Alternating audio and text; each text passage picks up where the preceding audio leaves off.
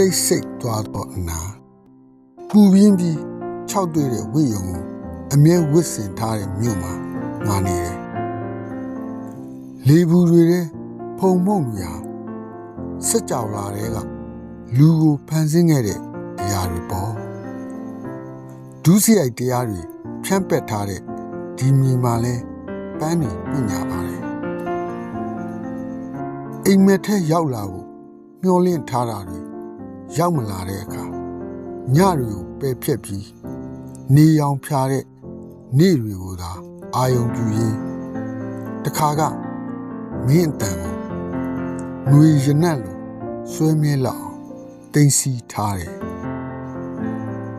အလုတ်ကိုစီအတွေးကိုစီနဲ့ဝင်ငွေရှိရာလိုက်ပါစီမျောရတာကလည်း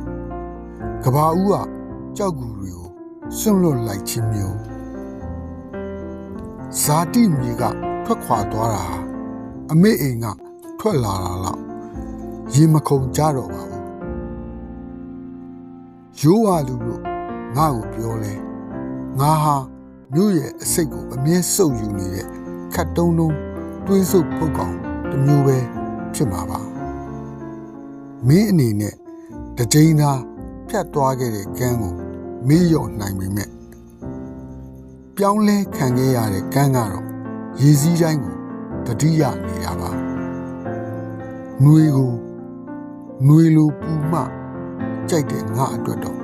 ဒီမြို့ဟာတေးရပါယောဂါတစ်ခုပါငမုံရောက်တယ်